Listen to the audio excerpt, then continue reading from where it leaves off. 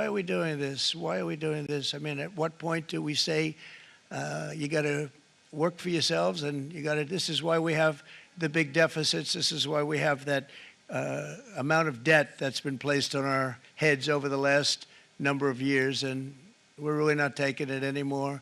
Through non-tariff barriers, the European Union bans imports of most American poultry. You understand? They say, we want to send you our cars, we want to send you everything, but we're not going to take anything that you have. Australia bans, and they're wonderful people and wonderful everything, but they ban American beef, yet we imported $3 billion of Australian beef from them just last year alone. They won't take any of our beef. They don't want it because they don't want it to affect their farmers. And you know what? I don't blame them, but we're doing the same thing right now, starting about midnight tonight, I would say.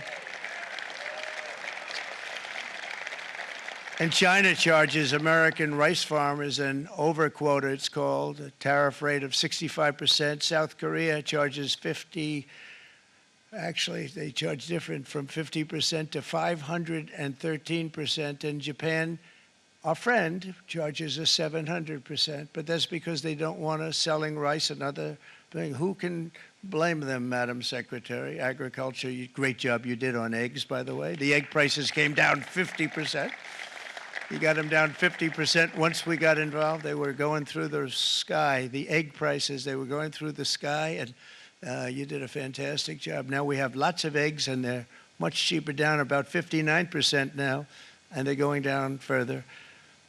We charge 2.8% for so many things that other countries are charging 200%, 300%, and 400% for. If imposing tariffs and protective barriers made nations poor, then every country on earth would be racing to eliminate these policies, and China would be the first on line. They run a very strong country, but they're not first in line, and the American people are paying a very big price.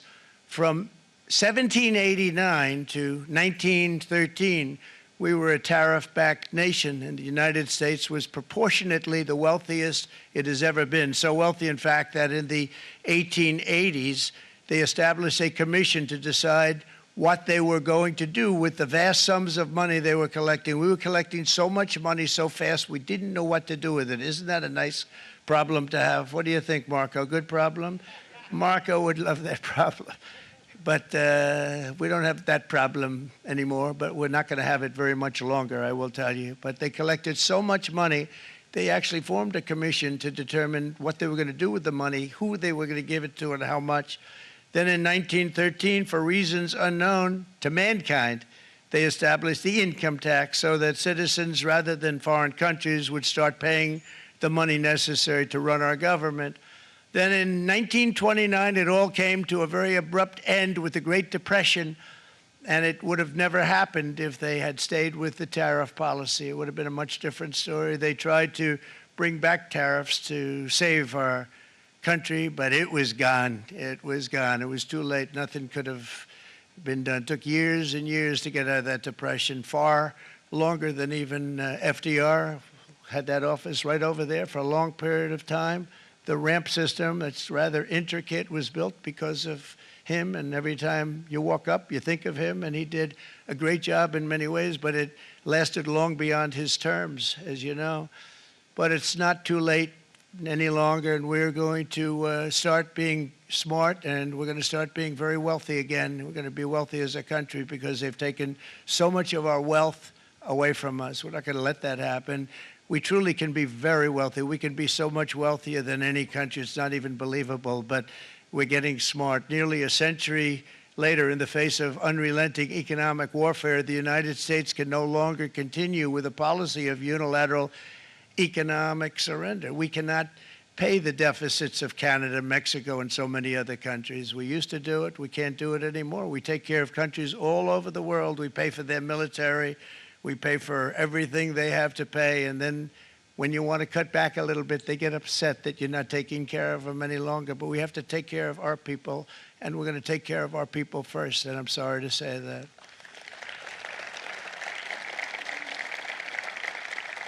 And today we're standing up for the American worker, and we are finally putting America first.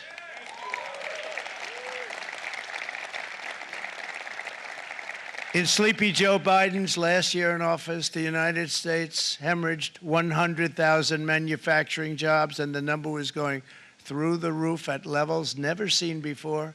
And our trade deficit reached a record $1.2 trillion, which is unheard of. Since the beginning of NAFTA, the worst trade deal ever made, it was a horror show. I was able to terminate it. They all said you'd never be able to get it out. We had to get approval from Congress to get it terminated. We had to live with that deal. It was the worst trade deal ever made by far. But since the very beginning of NAFTA, our country lost 90,000 factories. Think of what that is, 90,000. Think about putting a map up and putting tax on it. You wouldn't have enough room. 90,000. I said, is that possible? We had it checked 4 different times, and it was actually somewhat higher than that. And 5 million manufacturing jobs were lost while racking up trade deficits of $19 trillion. That was the worst trade deal ever made. As a result of these gigantic losses, foreign nations now own $26 trillion more of American assets than the Americans own of their own foreign assets or other foreign assets. The United States can no longer produce enough antibiotics to treat our sick.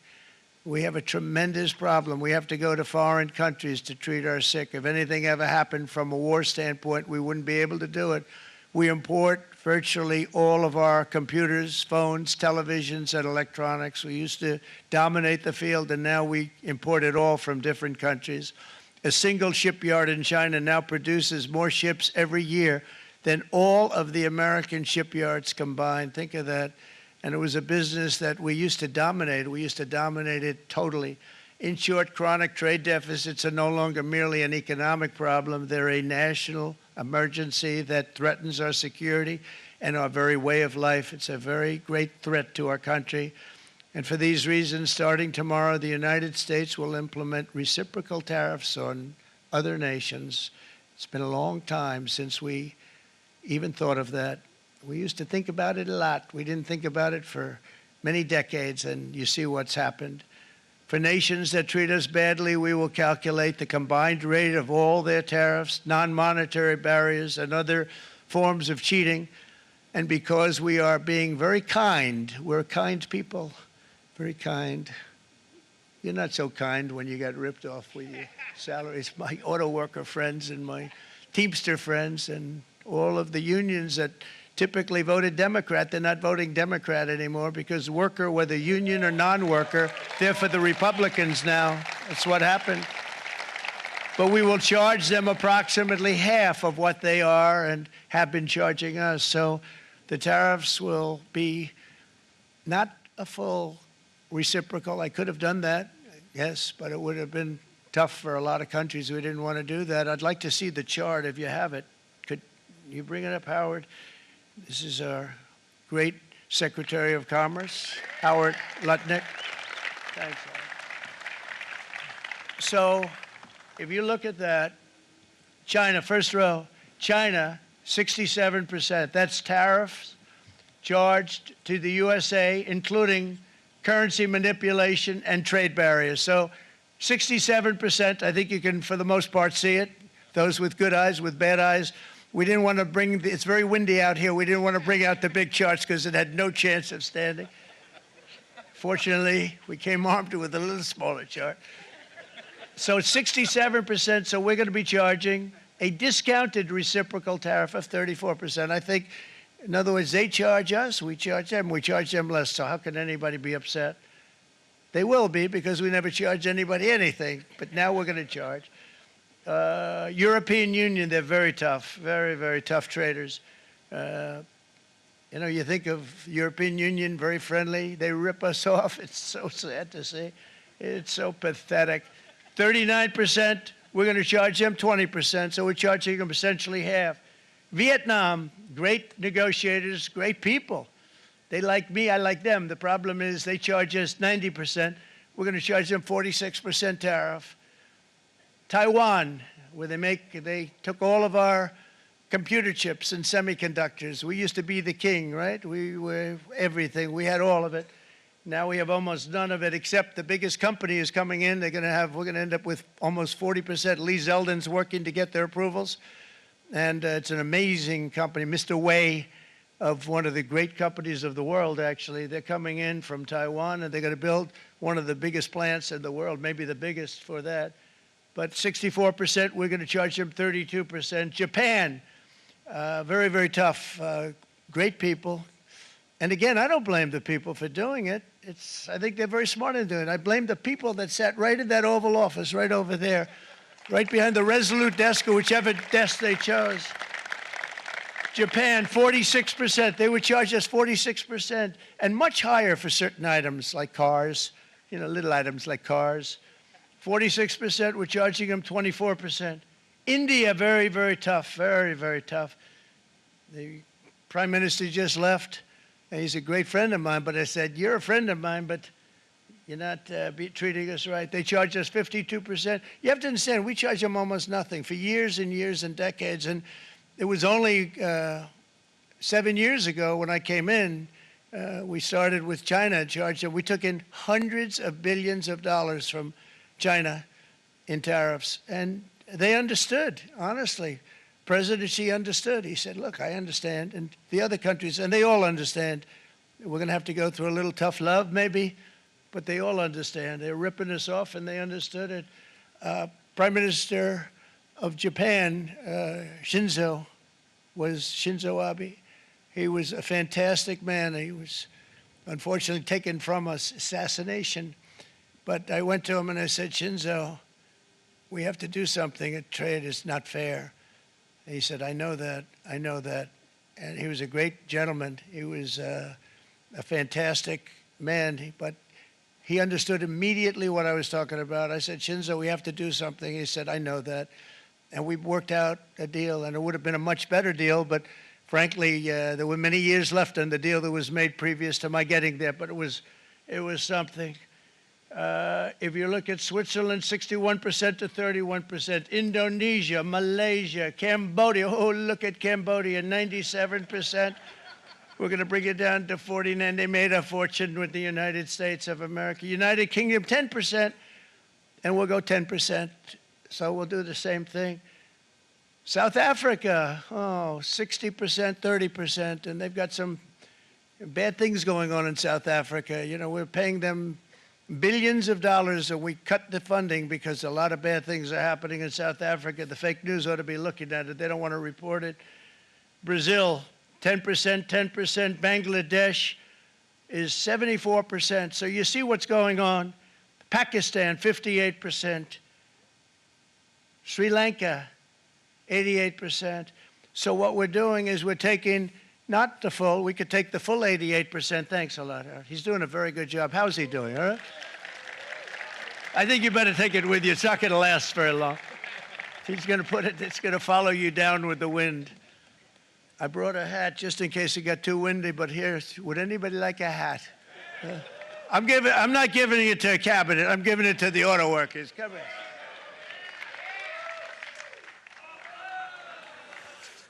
Thank you, fellas. Get it. That's it. That's it. They deserve it more than our cabinet. Our cabinet has plenty of hats. But you see the numbers. The numbers are so disproportionate. They're so unfair. At the same time, we will establish a minimum baseline tariff of 10%. You notice that on the chart.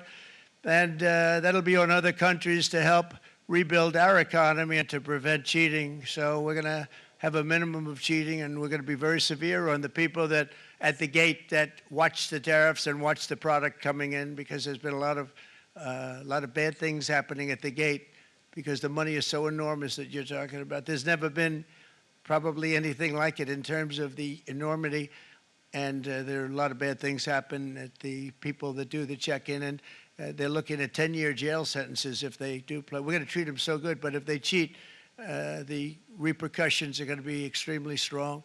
Foreign nations will finally be asked to pay for the privilege of access to our market, the biggest market in the world. We're right now the biggest market in the world. We had a great country 4 years ago in terms of the economics. We were doubling up on China. We were doing so well. Nobody was going to catch us, but so much of it slipped away over the last 4 years under Biden.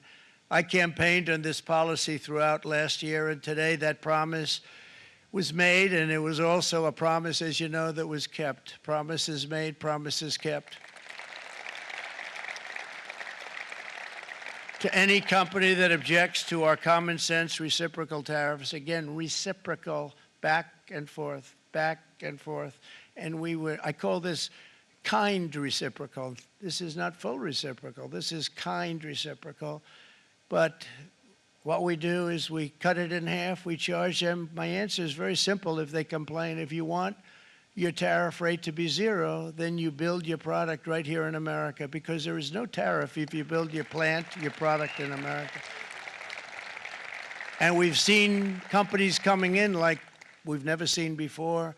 Likewise to all of the foreign presidents, prime ministers, kings, queens, ambassadors, and everyone else who will soon be calling to ask for exemptions from these tariffs. I say, terminate your own tariffs, drop your barriers, don't manipulate your currencies. They manipulate their currencies like nobody can even believe, which is a bad, bad thing and very devastating to us. And start buying tens of billions of dollars of American goods. Tariffs give our country protection against those that would do us economic harm. And many people were looking to do us economic harm. Maybe not so obviously, but they were doing tremendous economic harm. But even more importantly, they will give us growth. These tariffs are going to give us growth like you haven't seen before, and it'll be something very special to watch. I am so looking forward, and Brian, it's going to happen even faster than you said. You know, you might say, but it's already started. It's already started. Work's already begun on plants all around the country, and you see that as before. These are big, rich companies. We have $61 billion started on a big plant going up. It's going to be announced over the next 2 days, and they already started work. Many of these the biggest companies in the world, they've committed to build, build, build. We're going to build, build, build, sir. And they came here to see me, and they wanted to know if they could have a press conference. I do as many as I can. I'm pretty busy trying to stop Russia and Ukraine and the Middle East. We got to stop that. We got to stop the Houthis, which we're making tremendous. They like shooting ships down and out of the water, sinking ships. They get a kick out of it, but they're not getting such a kick out of it now, are they, Mr. Secretary? They're not getting such a kick out of that now. But here are just a short list of some of the companies that have already announced and committed to. This is a company that built its factories and its plants in China. Apple is going to spend $500 billion. They never spent money like that here. They're going to build their plants here. SoftBank, OpenAI, and Oracle, great companies, are investing $500 billion almost immediately. NVIDIA, a hot company, is investing hundreds of billions of dollars. They just announced. TSMC, the biggest, most important company in the world of chips from Taiwan, with no investment from us, is investing $200 billion. And they said the reason was, number one, the election of November 5th, and number two, the tariffs. They don't want to pay the tariffs, and the way they're not paying it is to build their plant here. So we're going to go from almost no percentage. We used to have 100% of the chip market. Now it's all in Taiwan. Almost all of it's in Taiwan, a couple of other countries, but mostly in Taiwan.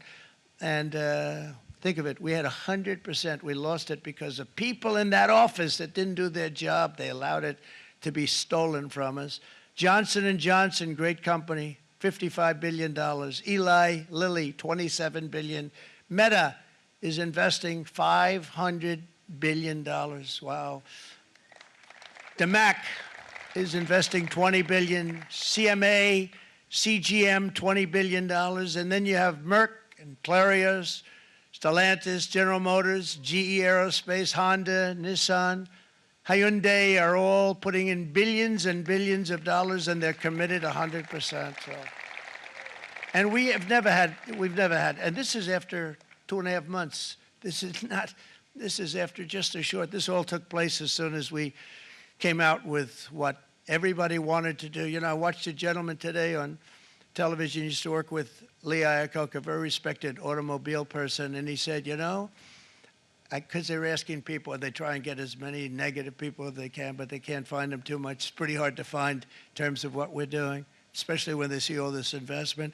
They said, so tell me, what do you think of what Trump is doing from the automobile standpoint? He said, I can't believe it. Somebody is finally, he's an older guy, real pro, really top guy, with Lee Iacocca. He said, I never thought I'd see the day when this would happen, where somebody had the courage to go and do what has to be done. This is transforming our nation. Our entire nation is going to be transformed, not only with the cars, but on every single other item that's built. We're going to become an industrial powerhouse. And he said that so beautifully today. In fact, I'm going to find out, I'm going to get a tape, and Bruce, I'm going to get that tape, and I'm going to send it to you out in Long Island, and you're going to play it for the people. And all your union workers and your non-union workers out there, you got a pretty even split. But we have, so far, it looks like we're going to have about $6 trillion of investments, and you wouldn't do that in years in this country over the last number of years. $6 trillion, and that's going to be much higher by the end of the year. And think of what $6 trillion is. You wouldn't have even a small percentage of that under this other system. We're going to be an entirely different country, and it's going to be fantastic for the workers. It's going to be fantastic for everyone. There will never have been a transformation of a country like the transformation that's already happening in the United States of America. It's an incredible thing to watch, and it's incredible to meet with the top people, people that you read about, very wealthy people, or people that are great managers and executives and presidents of big public companies, and to watch the enthusiasm they have now that they didn't have. They gave up on our country. They went to foreign countries and they built. Companies are pouring into our country at levels never seen before, with jobs and money to follow, and it's really beautiful. In the coming days, there will be complaints from the globalists and the outsourcers and special interests and the fake news. Always, the fake news will always complain. But never forget, every prediction our opponents made about trade for the last 30 years has been proven totally wrong. They were wrong about NAFTA. They were wrong about China. They were wrong about the Trans-Pacific Partnership, which would have been a disaster if I didn't terminate it. If I didn't terminate that, United Auto Workers, you would have had no jobs in this country. You would have had no jobs. It was all going to other countries.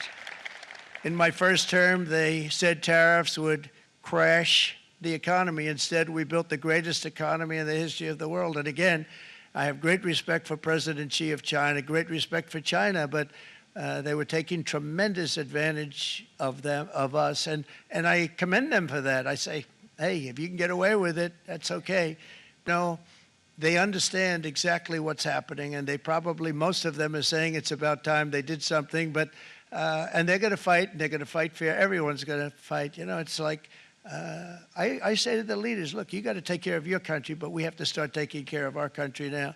We can't do what we've been doing for the last 50 years. From the day of my election, the stock market went up in my first term 88%, with NASDAQ going up 155%, more than any president has ever had in any term in office, by far. And I think we're going to blow that away. And maybe the numbers won't show, but I think they're going to show much better than even those numbers. But what you're going to see is you're going to see activity, that empty, dead sites, factories that are falling down. Those factories will be knocked down, and they're going to have brand new factories built in their place. They're not only talking about renovating, they're talking about brand new, the best anywhere in the world, the biggest anywhere in the world. I have a friend who builds car plants, and I said, I want to see the biggest and the best. He said, well, we have to go to Mexico. I said, no, I want to see it in the United States. He said, we're not building them in there. This is a year and a half ago during the campaign. He said, we're not building it. You'd have to go to Mexico. When I was starting to decide to run, and I went to #1 in the polls very rapidly, I want to say, like, let's say in the first hour. And then shortly thereafter, it looked like I was going to win, and the fake news was saying, oh, no, don't do this. What they don't know is if I didn't win, they would have really been in trouble, because nobody wants to read them anyway. But I tell you what, when it looked like I was going to win, I announced that I was going to be doing exactly what we're talking about today. Great consistency, actually, because I've been talking about it for 40 years, but because I saw what was happening 40 years ago. If you look at my old speeches when I was young, very handsome, my old speeches, and that people would say, I'd be on a television show, I'd be talking about how we were being ripped off by these countries. I mean, nothing changes very much. The only thing that changed were the countries, but nothing really changes. But it's why it's such an honor. It's such an honor to be finally able to do this. If you look at China, I took in hundreds of billions of dollars in my term, hundreds of billions. They never paid 10 cents to any other president, and yet they paid hundreds of billions, so much so that Biden couldn't do anything. They wanted to try and terminate it because he had a very special relationship with China. You know what the relationship was? He had a special relationship. But the numbers were so big, that they couldn't do it. So they did ease it up. They did things that they shouldn't have done. They made it a lot more comfortable for them, but they couldn't do it because the numbers were hundreds of billions of dollars, and I did that. And we were on our way to doing something like incredible. And then we had a very bad election happen, a very bad election. A lot of bad things happened. So when I said we got to do it again, I said we have to make it too big to rig. And we made it too big to rig, and we won in records, and it was a monumental win. And it was such an honor to see so many of you, like Brian and your friends, here with us to celebrate, and to more importantly celebrate what we're doing, because that wouldn't be a full celebration if we didn't do this, because this will be an entirely different country in a short period of time. It'll be something the whole world will be talking about it. The critics made the very tired predictions earlier this year, but in February, core inflation dropped to the lowest rate in 4 years, and the price of eggs, as you know, just in a month and a half, we were there for 4 weeks. And the first week, I got blamed for eggs. I said, I just got here. They said, eggs have gone up at like 250%, and you can't get eggs. And they were going crazy. And I said, I just got here. And then we got to work on eggs, and we got to work on everything. And our great Secretary of Agriculture, you did a fantastic job. Brooke Rollins, she did a fantastic job. And as I said before, the price of eggs dropped now 59%, and they're going down more, and the availability is fantastic. They were saying that for Easter, please don't use eggs. Could you use plastic eggs? I said, we don't want to do that. We want to, and you really came through. It's an amazing job. Thank you very much, Brooke. You did great. But likewise, an old-fashioned term that we use, groceries. I used it in the campaign. It's such an old-fashioned term, but a beautiful term, groceries. It sort of says a bag with different things in it. Groceries went through the roof, and I campaigned on that. I talked about the word groceries for a lot, and energy costs now are down, groceries are down, gasoline is way under $3, and people are beginning to be able to buy things and live again. We brought prices way down. We created 10,000 already in a few weeks, new manufacturing jobs. And it was that took place in 1 month, numbers that they haven't seen in a long time. We had virtually no inflation under my term. We had virtually no inflation for 4 years, but after transitioning over to Sleepy Joe, it went from almost non-existent to the highest in the history of our country.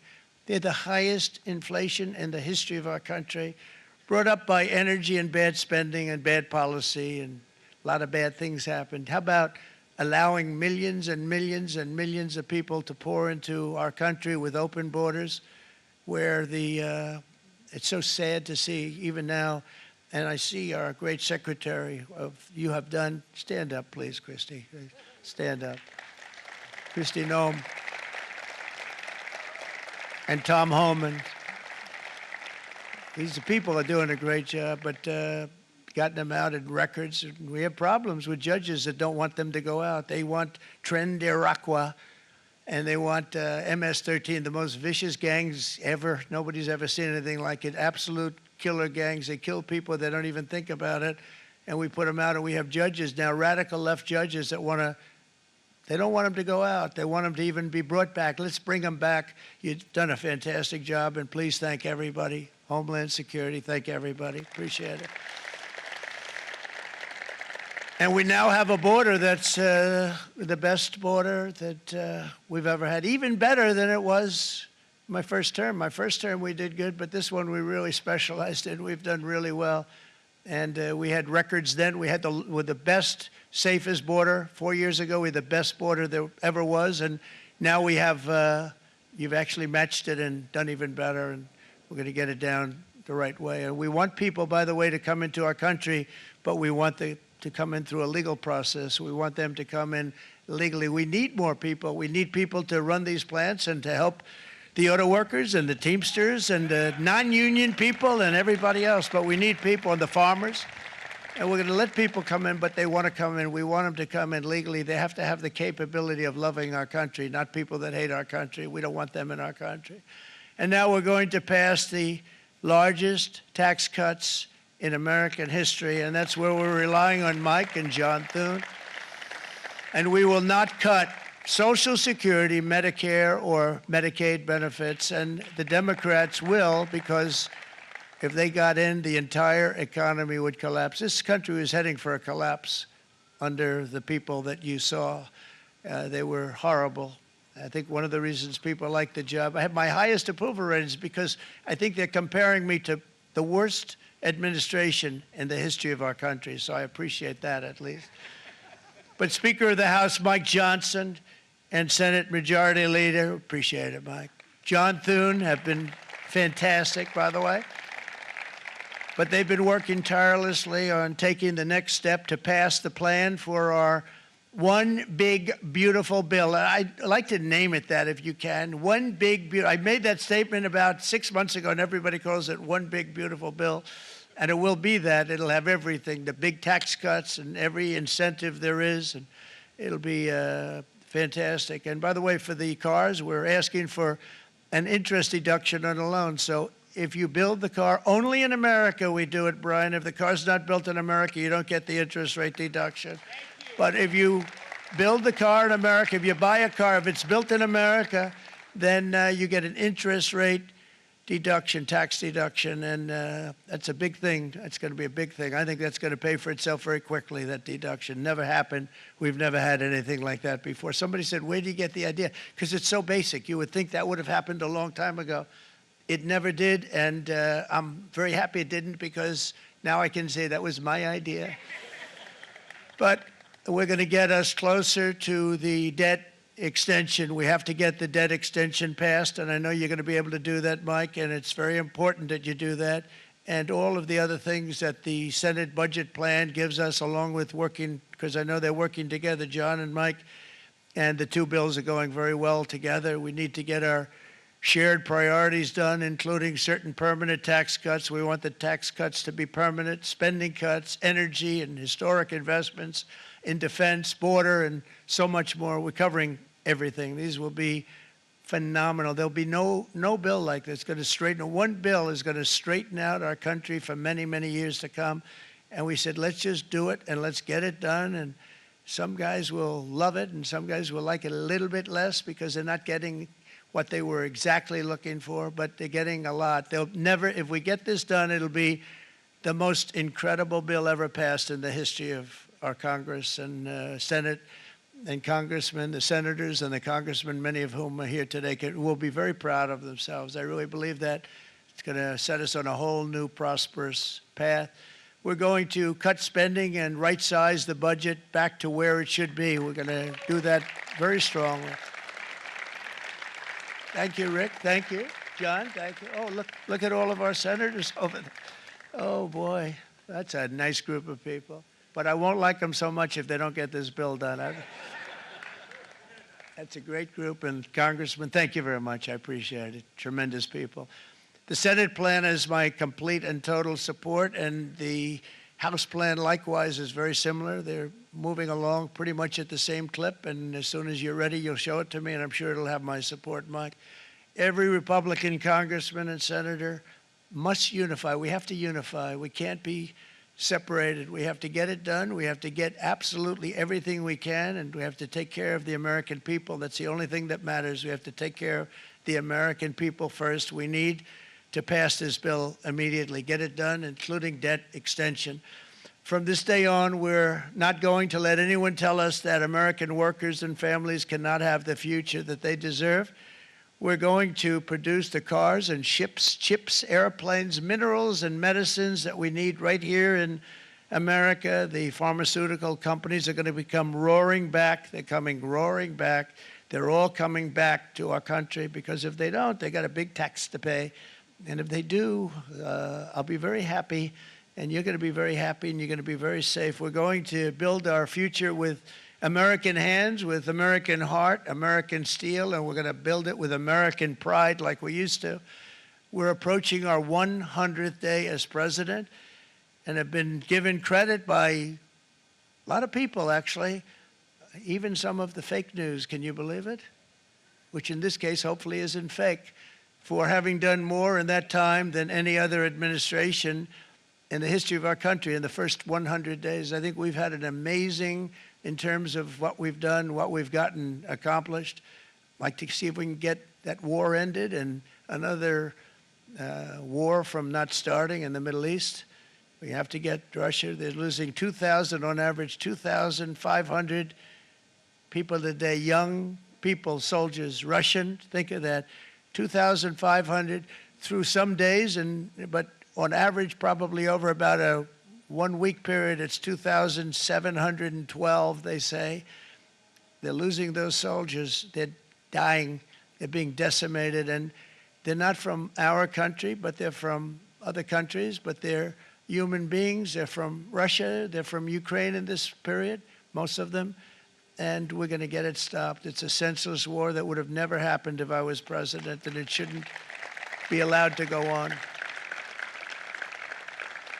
And I think we're being given good cooperation by Russia and by Ukraine, but we have to get it stopped. It's humanity. It's humanity. It's a terrible thing. This will be a very big moment. I think you're going to remember today. It's going to be a free nation that we're dealing with. We're going to have a very free and beautiful nation. It's going to be Liberation Day in America, and it's going to be a day that hopefully you're going to look back in years to come and you're going to say, you know, he was right. This has turned out to be one of the most important days in the history of our country. God bless you and God bless America. Thank you, everybody. Thank you very much. Thank you. Thank you very much.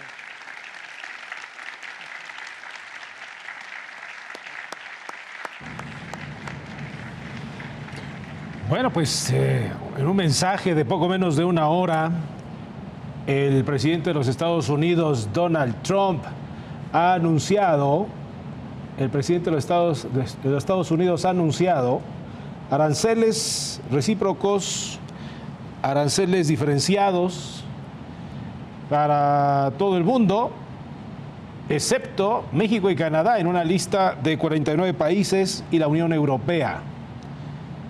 El presidente de los Estados Unidos ha mencionado que es un día histórico para la Unión Americana. Aseguró que este es uno de los días más importantes en la historia del país. Añadió que destinará trillones de dólares para reducir impuestos y pagar la deuda nacional, con lo que haremos que Estados Unidos, dijo Trump, sea grande de nuevo, más grande que nunca.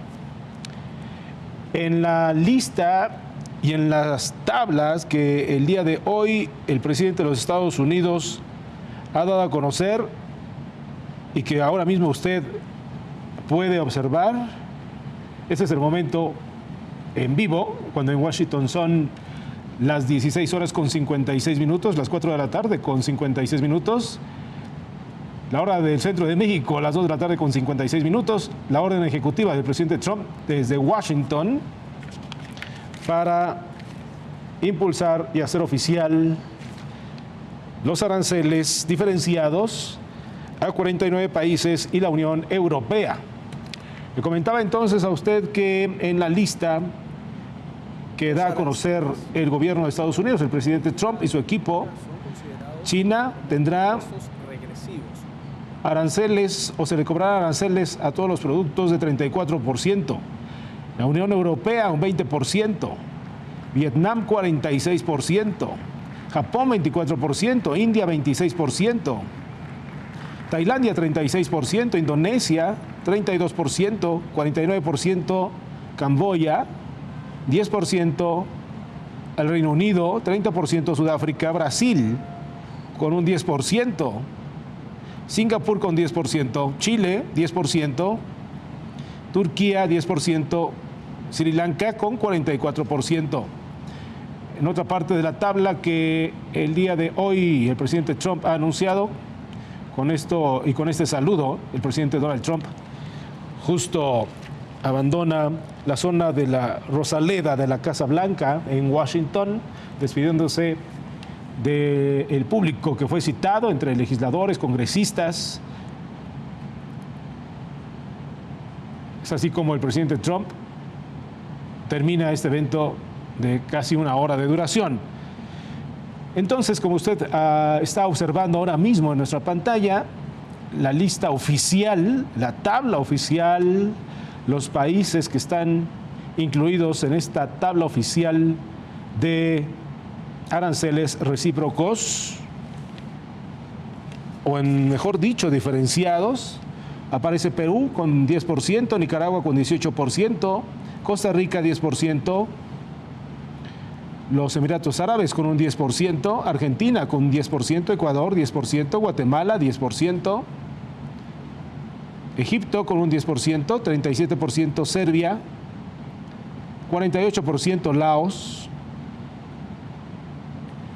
y el resto que usted ahora mismo está viendo en nuestra pantalla.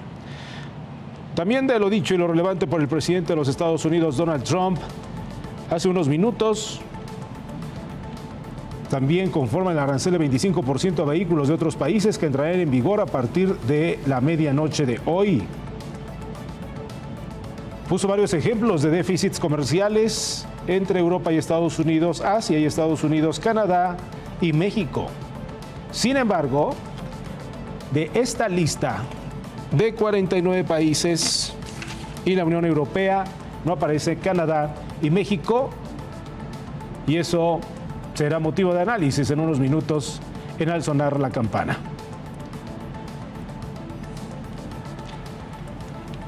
Quédese con nosotros en la transmisión especial del Financiero Bloomberg a través de todas nuestras plataformas. Mi nombre es Héctor Jiménez Landín. Ahora mismo los detalles del anuncio del presidente Trump, las consecuencias y también todas las voces y las reacciones sobre este importante día. Quédese con nosotros. Gracias.